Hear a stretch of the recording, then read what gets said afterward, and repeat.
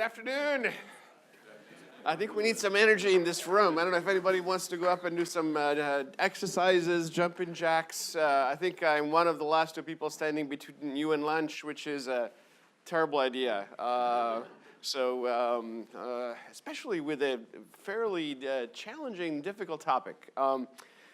This is some work that I've been doing actually together with Karim Lakhani, who decided to take off right before because he knows all this stuff. But and we're working on a book together on this, and a Harvard Business Review article that should come out over the next 2 or 3 months. We've been doing this for a long time. There's been a lot of technology investment over the last few years. It's kind of an exciting thing. When I showed up here at HBS about 27 years ago, there were kind of a handful of people that were really excited about this stuff. And in fact, 2 of them are here, Warren McFarland and Jim Cash in the back. And I tried to stand on the shoulders of these 2 giants and do a few things when I got here. But back in the day, it was quite interesting because, again, Microsoft was a small company. IBM was basically, in many ways, sort of taking over this space and doing all kinds of interesting things from a research perspective. But we've gone a long way since then. And I mean, the amount of money that's actually been spent, we've got sort of trillions of dollars of investment to build out the technology infrastructure for this economy. And one of the things that I never expected, and maybe Warren and Jim were sort of more thoughtful about this than I was, but is the fact that a lot of the investment was done for efficiency reasons along the way, was replacing technology in corporate departments, replacing technology or giving technology to individuals, making us more productive, making us more exciting. But something really important happened as this technology started to get laid into the economy. This technology started to provide a real new foundation for the economy in the first place. And it really transformed the way that we do just about everything. And the implications of this new ubiquity of technology are really pretty profound. If you look like over the years, right, what has changed is not just a lot of technology that was adopted, corporate networks, PCs, all kinds of mobile technologies, now IoT, Internet of Things kind of stuff, virtual reality. This is all really cool, interesting technology, all making us more productive. But what was going on at the foundations of this is really a deep-rooted change in the structure of our economy. The way that people do business these days is very different than was there before. And in fact, if you look at the pattern, it's sort of exciting and in some ways actually pretty disturbing. These days, we've gone from sort of relatively product-based industries where everybody's competing in a relatively parallel fashion. A lot of different people making cars that compete based on how cool the car is, design, based on cost, all kinds of different ways to differentiate, to sort of an evolution of a few little platforms. Back in the 90s, we had this, as a Wintel alliance that was all exciting and kind of really changed the computer industry in a fairly profound way. Today, we're seeing platform at scale in almost every sector. Maybe healthcare is one of the last ones, holdouts, right? A little bit. And it was fascinating to hear about that before. But if you look across the board, we're dealing with platforms right now. They're driving fundamental transformation in smartphones, fundamental transformation potentially in the car industry going forward. We're looking at platforms in places like agriculture, through digital agriculture, and basically reaching across a broad variety of industry, financial services of all kinds. And the kinds of firms that are emerging are ones that are having more and more of an impact on our economy and essentially providing new hubs of trade and in interesting ways really changing the concept of industry. I'm not sure that 5, 10 years from now we will have industries anymore. I think the world might be structured a little differently.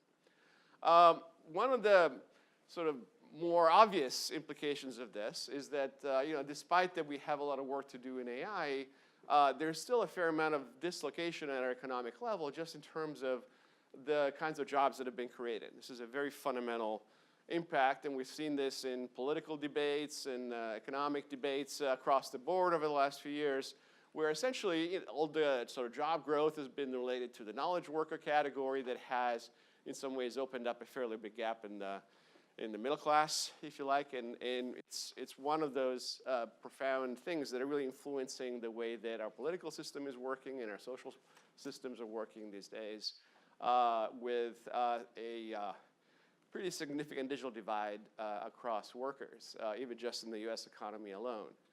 But there is another interesting kind of restructuring of the economy that I wanted to focus on today a little bit, which is what you see across time as the number of internet nodes has increased over time.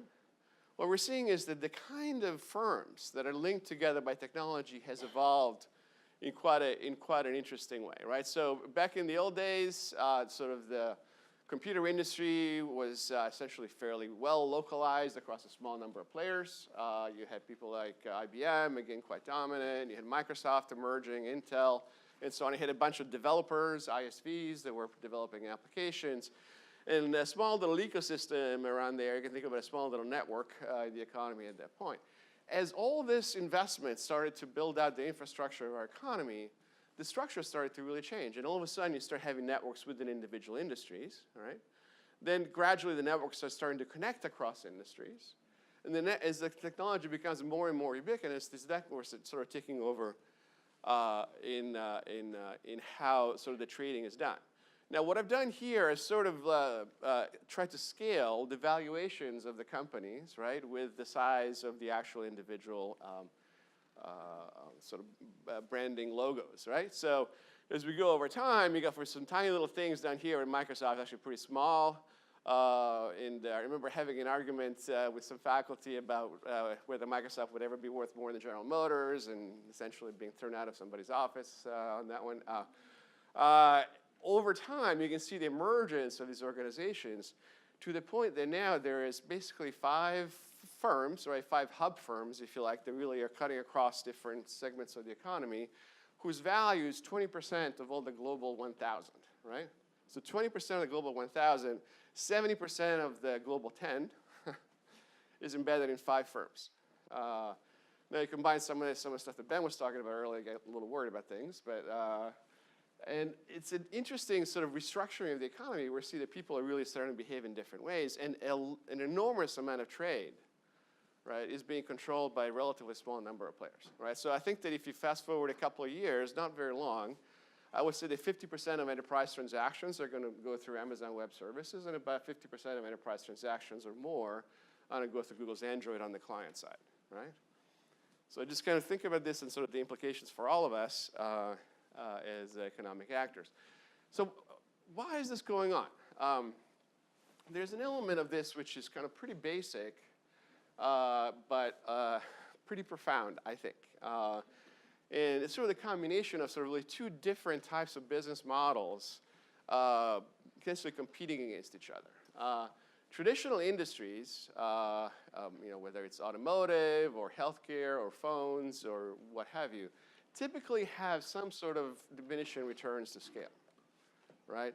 So we can improve an industry, we can differentiate, we can do some interesting things to kind of compete, but at some point we're going to run out of gas, right? Your car plant is going to get too big, your semiconductor manufacturing plant is going to get too big, your retail operation will start going beyond the minimum efficient scale, and well beyond that it will start to flatten out. And so there's an intrinsic flattening of all our traditional businesses as we get sort of bigger and bigger, which traditionally has also managed to limit, right, industry themselves to a certain structure. You can't have companies that are $10 trillion in value, right? Or can you, right? And strong network effect kind of industry behaves very differently, right? Or a strong network effect kind of market, right? So we were talking this morning with Fasten versus Uber. One of the cool things is that, well, maybe the network effects are not super strong. There's a lot of multi-homing, so you may be able to manage this a little bit, right? But basically, when you have an industry in which the value that you provide to your customers increases at a good clip pretty dramatically with the number of customers that you have, with the number of applications that you have, or whatever, you're starting to get to the point where as these things get bigger and bigger and scale more and more, the traditional scale players basically don't have a chance. And as you think about this, for example, think about the automotive sector going forward. As you're dealing with a bunch of individual car companies that are differentiating with each other with an increasingly challenging business model and all kinds of things. With some interesting platforms coming in like Android, iOS, and what have you, and sort of who is going to win the value capture challenge. One of the things that's happening that's interesting is that the value can get captured from different sides of the platform. What happened with smartphones, right, is you have essentially both telcos and smartphone manufacturers, this is on the Android side of the equation, that are basically flat in profitability over the last 20 years, something like that.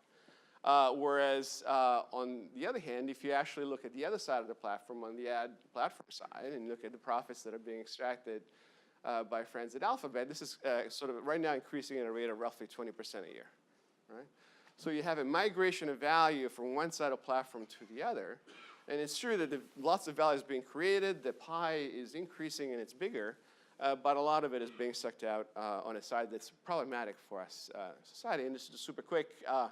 If you look at it in terms of sort of market capitalization per employee, you can kind of see a picture that gets pretty interesting, both from an economic sense and from a social sense, right? So you're kind of concentrating value in the economy, concentrating influence, where a hub firm like a Facebook or a Google is at the order of $10 to $30 million per employee, contrasting, say, with Walmart at 100,000. You got Ford in the middle at about 250, and so on. So you can kind of see what's sort of the implication for economic value capture. As you get these markets tipping, the hub firms increase in value because they capture more value, and you have monopolies that are extending actually across more and more industries. Problematic things. So this is what I want to talk about in my little section. There's a lot behind this, obviously, we can chat about, but basically, why is this happening? And there's some interesting foundations for that argument. What are the implications, and what can we do about it? And what should we do about it? So thank you.